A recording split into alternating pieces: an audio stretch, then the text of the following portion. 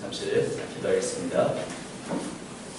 거룩하신 하나님 아버지, 저희를 사랑하시고 귀한 은혜로 여기까지 인도하신 것을 감사합니다. 연약한 저희들을 붙들어 주시고 또한 오늘도 주의 은혜로 승리하는 하루가 되도록 도와주시오며 주의 말씀을 통해 우리의 심령이 새로워질 수 있도록 은혜를 더해 주옵소서. 또한 아름다운 찬양을 통해 영광을 드리시고 주의 여러분의 영혼을 섬기시는 주의 백성들을 기억하여 주시고 때마다 간섭하시며 귀한 은혜 가운데 더욱더 하나님께 영광 돌리는 삶을 살아가도록 도와주옵소서.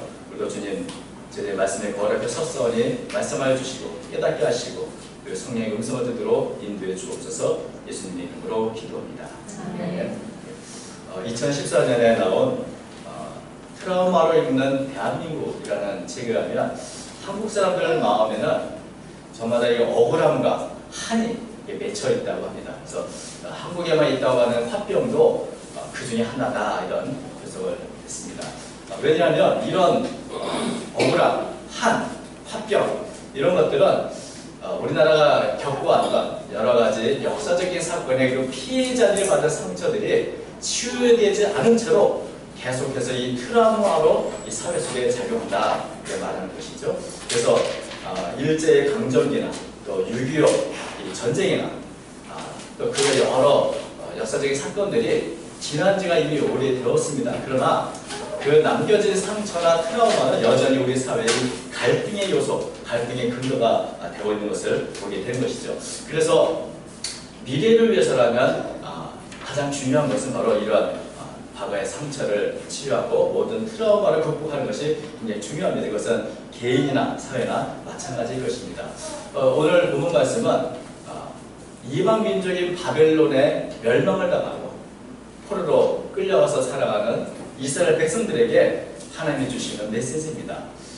그런데 이 이사야서는 이사야가 주전 8세기의 선지자인데 본문의 내용은 이사야가 살았던 당시의 모습이 아니고 그보다 훨씬 이후에, 다시 말하면 주전 540년경 이 페르시아의 고레스에 의해서 성취된 그런 예언들을 기록한 것입니다. 그래서 이것이 이사야가 앞으로 이루어질 예언을 아주 자세하게 이렇게 이름까지 검명하면서 기록한 것인지 아니면 포로기의 또 다른 선지자가 기록한 것인지에 대해서는 학자들 간에 논란이 있습니다. 그러나 중요한 것은 누가 기록을 했든지 또 누구를 통해서 주셨든지 중요한 것은 하나님의 메시지입니다. 하나님은 이방 땅에서 절망 가운데 살아가는 이스라엘 백성들에게 위로의 말씀, 격려의 말씀, 희망의 메시지를 전해주고 있다는 것입니다. 이스라엘 백성들이 포로로 잡혀가기 전에 또 이스라엘 왕국, 유다 왕국이 멸망하기 전에 여러 선지자들이 아주 누누이 하나님의 말씀에 불순종하면 안 된다는 것을 말했습니다. 그러나 아무도 이런 선지자의 말에 귀를 기울이지 않았고 불순종했습니다. 그래서 결국 이스라엘 왕국, 이 유다 왕국은 바벨론의 멸망을 당했고 또 이스라엘 백성들은 고국을 떠나서 이제 강대한 바벨론 제국에 끌려가서 거의 포로 생활을 하고 있는 것입니다. 바벨론 땅에서 하루하루 소망 없이 살아가고 있는 이 이스라엘 백성들, 포로로 산다는 것도 힘들지만 이 강대한 바벨론 조국은 너무나 견고해서 이제 이스라엘 백성들 앞에는 어떤 희망도 미래도 보이지 않는 것처럼 보일 것이 확실합니다. 처음에는 희망을 가지고 그래도 기다렸으나 시간이 갈수록 희망은 점차 절망으로 바뀌어졌을 것입니다. 이렇게 미래가 불확실한 상황에서 하나님에 대한 믿음을 지킨다는 것도 굉장히 힘이 들고 어쩌면 그 자체가 의미가 없어 보일 때도 있었을 것입니다. 더 나아가서 이스라엘 백성들은 이제 자신이 하나님의 택한 백성이라고 하는 이 선민의식조차도 이런 위기 속에서 정체성을 잃어버릴 그런 상황에 맞이하게 된 것입니다. 사실 이 바벨론에 포로로 잡혀가 있는 이스라엘 백성들에게 가장 큰 문제는 미래에 대한 불확실함입니다. 과연 우리가 이런 바벨론 제국에서 생존할 수 있을 것인가? 또 우리 민족은 앞으로 돌아가서 이스라엘 민족을 다시 이 나라를 세울 수 있을 것인가? 이런 것들에 대해서 너무나 불확실하기 때문에 하루하루를 절망적인 생각, 두려움으로 가득 차 살 수밖에 없었을 것입니다. 바벨론에 포로로 잡혀가 있는 기간이 70년인데 우리나라, 우리 민족은 일제 강점기를 36년을 이렇게 겪었죠. 그런데 이 36년 동안에 우리는 민족이 이 식민지로서 겪었던 이 어떤 상처들은 굉장히 우리 정체성의 큰 상처를 남겼습니다. 민족적인 정체성의 상처를 남겼죠. 제가 어릴 때부터 야, 한국 사람은 이래서 안 돼. 혹은 한국 사람들은 좀 맞아야 돼. 뭐 이런 얘기들을 좀 수시로 듣기도 했는데 이런 말 자체가 일정 강점기 동안에 우리 민족의 자존감이 얼마나 낮아져 있는 것을 보여주고 있는 그런 말들인 것입니다. 이스라엘 백성들도 아마 우리와 다르지 않았을 것입니다. 우리 민족은 이래서 안 돼. 우리 민족은 하나님의 잊어버린 그런 민족이야. 우리는 벌을 받은 민족이야. 우리는 하나님께 징계를 받고 저주를 받는 민족이야. 이렇게 스스로에 대한 자존감이 낮아져서 살아갈 수도 있었을 것입니다. 사실 바벨론에서 포로로 살아간다는 것은 그 고통스러운 생활보다 더 무서운 것이 이렇게 낮은 자존감으로 산다는 것입니다. 더 나아가서 자기 자신이 누구인지, 자기가 어떤 민족인조차 잃어버리며 사는 것입니다. 정체성을 잃어버리면 사실은 모든 것을 잃어버린 것입니다. 어디로 가야 할지, 무엇을 해야 할지, 지금 당장 뛰어가는 게 중요한 것이 아니고 자기의 정체성을 확인하는 것이야말로 삶의 가치와 의미를 위해서 가장 중요한 일인 것입니다. 그런데 바벨론 포로기에 이스라엘 백성들이 이런 정체성을 잃어버릴 위기를 맞이하고 있는 것입니다. 바로 이런 상황에서 하나님은 이스라엘 백성들에게 이 메시지를 주셨습니다. 그래서 이렇게 이 말씀은 바로 앞에 전부터 이어지는 말씀입니다만은 오늘 본문 이렇게 말씀하고 있습니다. 나의 종 야곱, 내가 택한 이스라엘아, 이제 들으라. 너를 만들고 너를 모태에서부터 지어낸 너를 도와줄 여호와가 이같이 말하노라. 나의 종 야곱, 내가 택한 여수르나 두려워하지 말라. 하나님께서는 이스라엘 백성들의 정체성을 확인해 주십니다.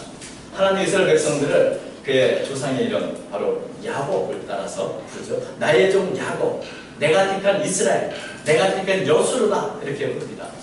하나님은 이 이스라엘 백성들을 다양하게 부르는데 그것을 어떤 변화되기 이전에 야곱으로 부르든 혹은 변화되어 성숙한 이스라엘이라는 이름 부르든 혹은 애칭으로 부르는 여수르로 부르든 이스라엘 백성의 본질은 변함이 없다는 것을 말해주고 있습니다. 특히 여수르라는 이 명칭은 구약 성경에 보문을 포함해서 4번밖에 사용되지 않는 그런 이름입니다. 여수라는 이름의 뜻에 대해서는 올바른 자, 정직한 자라는 그런 의미를 갖고 있습니다. 그래서 어떻게 보면 지금 하나님께 불순종하고 범죄하고 그래서 징계를 받은 이스라엘 백성들에게는 참 어울리지 않는 그런 호칭일 수도 있습니다. 어찌 보면 대단히 과분한 그런 애칭인 것이죠. 그러나 하나님은 이런 특별한 명칭을 사용해서 이스라엘 백성들의 정체성을 확인해주고 있는 것입니다. 이스라엘 백성들이 지금 바벨론 사람들을 주인으로 섬겨 살지만 그럼에도 불구하고 이스라엘, 너는 바벨론의 종이 아니라 바로 하나님의 종인 것을 말해주고 있는 것입니다. 왜냐하면 이스라엘 백성들은 하나님이 택하셨고 부르셨고 지으셨고 구원한 민족이기 때문에 그렇습니다. 비록 이스라엘 백성들이 불순종으로 징계를 받고 있지만 그러나 하나님의 귀한 백성이요 종이라는 이 사실은 여전히 변함이 없음을 하나님은 말씀해주고 있는 것입니다. 지금 어떤 모습이든지 너는 여수는 하나님 앞에 올바른 삶을 사는 자, 정직한 삶을 사는 자라고 하는 이것을 말씀해주고 있는 것입니다. 나는 너를 잊어버리지 않고 나는 너를 이렇게 정직한 자, 올바른 자로 바라보고 있다는 모습을 보여주고 있습니다.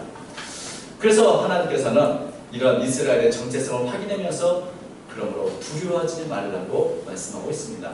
사실 이 모습을 보면 우리 자신도 그렇지 않습니까? 때때로 우리가 실수도 하고 연약해서 죄를 지어도 그래도 하나님은 우리를 여전히 거룩한 자, 의로운 자, 바로 성도라고 부르시는 것과 굉장히 비슷합니다.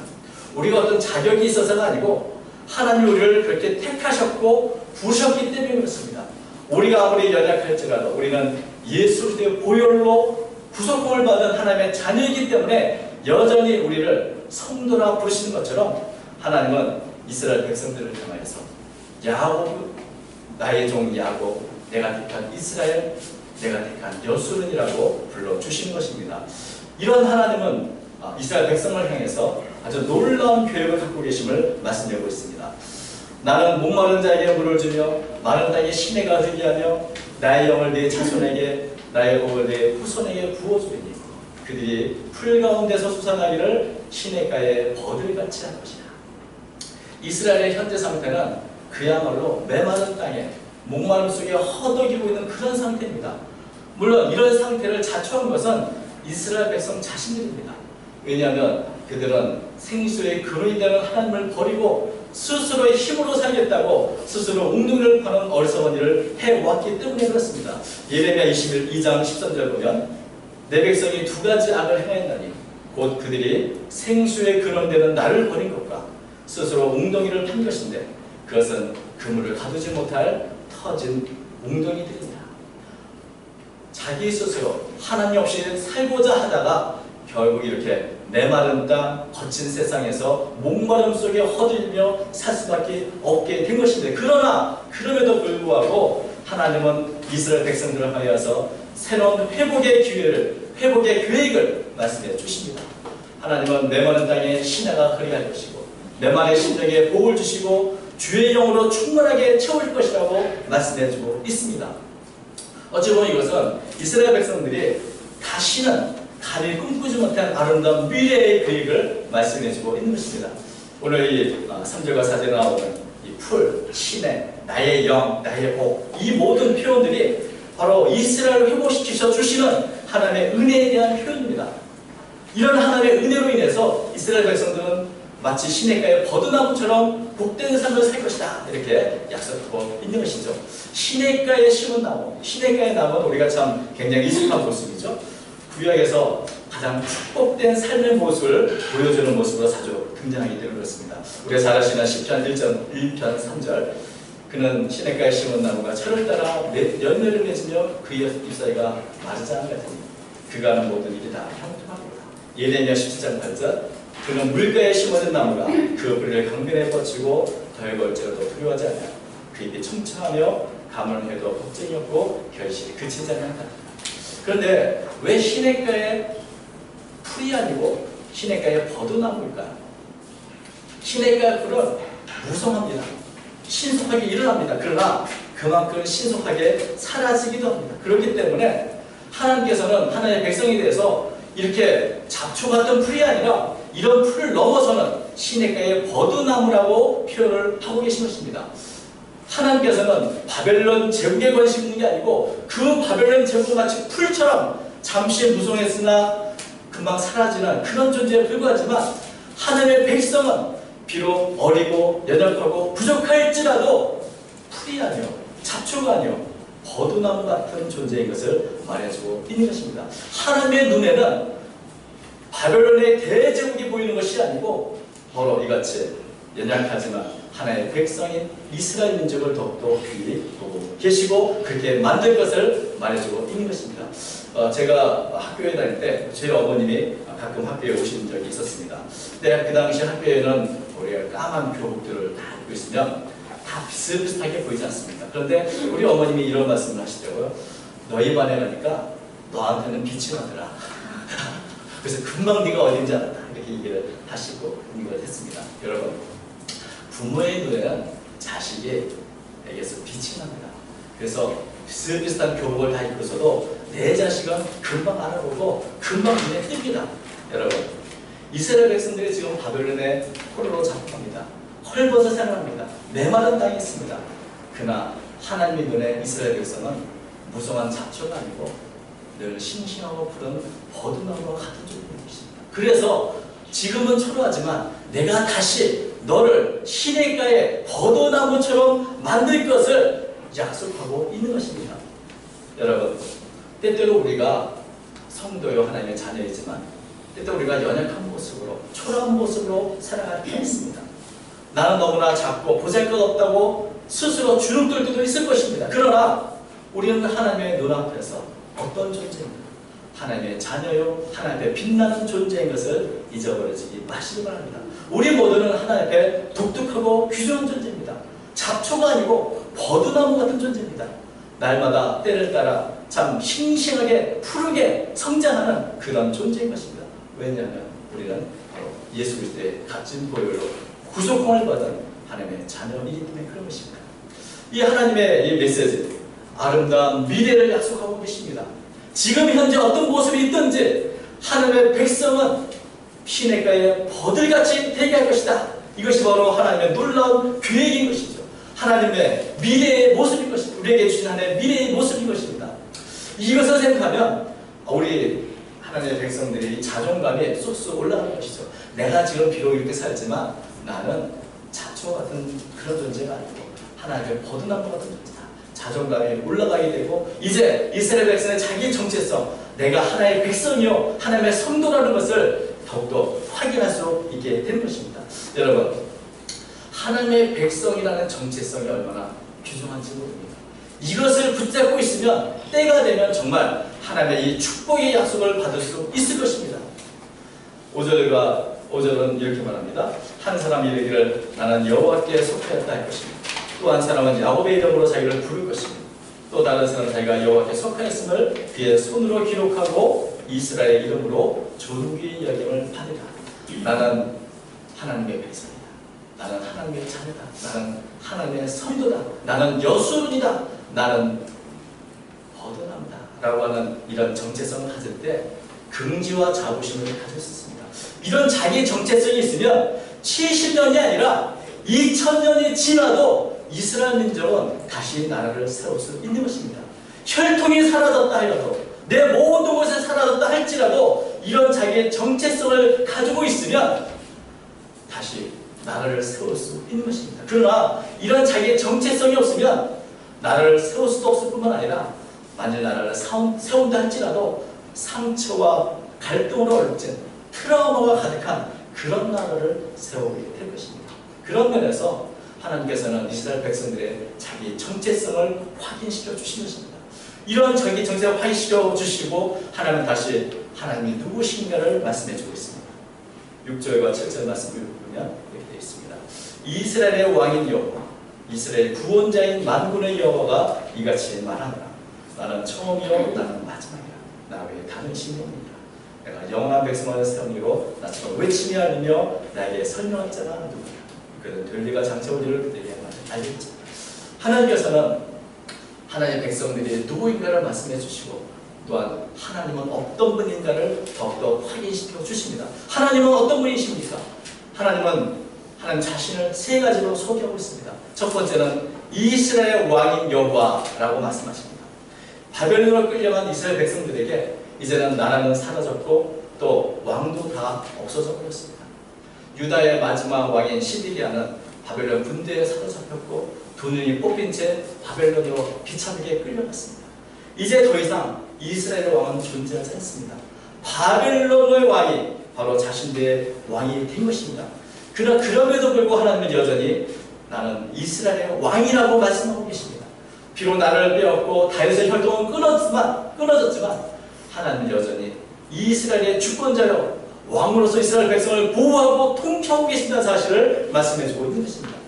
하나님 두 번째로 자신을 이스라엘의 구원자라고 말씀합니다. 이 구원자라는 말은 룻기서에 보면 기업을 물을 자라는 이런 걸로 번역이 된 그런 말씀입니다. 동일한 단어입니다. 다시 말하면 하나님께서는 우리의 기업을 물어서 나를 회복시켜 주시는 그런 분이라는 것을 말씀해주고 있습니다. 이 말은 어떤 값을 치르고라도 회복시켜 주시는 그런 분이란 말씀입니다. 어떤 희생을 기꺼이 치르고라도 내가 내 백성을 회복시켜 주시는 나의 보수자요 나의 구원자라는 사실을 하나님은 말씀해주고 있습니다. 세 번째, 하나님은 자신을 만군의 여호와로 말씀합니다. 이 표현도 구역에 아주 굉장히 많이 나오는 표현입니다. 군사적인 의미로 볼 때는 이것은 승리를 위한 아주 강력한 군대의 우두머리라는 뜻이 되는 것이죠. 바벨론 제국의 군대와는 비교가 되지 않는 가장 강력한 군대의 수반인 것을 말씀해주고 있고, 또한 한편으로 이 표현은 강력하고 절대적인 하나님의 통치권을 의미하는 말이기도 합니다. 하나님은 이 세상에 대하여 절대 주권을 가지고 계십니다. 그래서 하나님이 하신 모든 말씀, 모든 약속은 하나도 변함없이 그대로 성취될 것을 말씀해주고 있습니다. 누가 감히 하나님을 막을 수 있겠는가? 하나님은 만군의 여호와이신 것을 말해주고 있는 것입니다. 그만큼 하나님의 약속의 확실함을 우리에게 보증해주고 있는 것이죠. 하나님은 이스라엘 왕이며 구속자며 절대적인 통치자이시고, 하나님은 모든 것의 처음이요 마지막이십니다. 만물이 주에게서 나오고 주로 말미암다가 주에게로 돌아간다는 이 신앙 고백이 바로 우리의 고백입니다. 하나님은 모든 역사의 처음이요 마지막이시고 모든 시간을 통치하는 역사의 주관자가 되십니다. 오직 하나님만이 모든 것을 주관하시고 하나님의 뜻대로 계획하고 섭리하고 계십니다. 이런 하나님을 생각하면 우리가 조금도 두려워할 것이 없는 것이죠. 8절을 말하면 너희는 두려워하지 말며 겁내지 말라. 내가 예로부터 내게 듣게 하지 않느냐 알리지 않느냐. 너희는 나의 증인이라. 나 외에 신이 있겠느냐. 과연 반성은 없나니 다른 신이 있으면 내가 알지니라. 여러분, 우리가 하나님을 모르면 이 현실적인 문제 때문에 두려워하고 현실적인 문제가 닥칠 때마다 겁을 낼 수밖에 없습니다. 그러나 내가 누구인지 그리고 나를 보호하시고 나에게 인도하시는 하나님의 누구신지를 바라본다면 두려움은 사라지고 오히려 이렇게 역사하시는 하나님의 증인이 될 수 있는 것입니다. 때때로 사실 우리도 우리 자신에 대해서 우리 자신의 정체성이 흔들릴 때가 있습니다. 정체성의 혼란은 누구나 겪는 일이기도 합니다.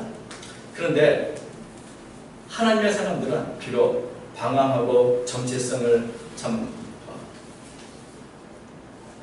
혼란을 겪으면서 흔들리기도 하지만 그러나 다시 자기의 올바른 길을 찾게 되어 있습니다.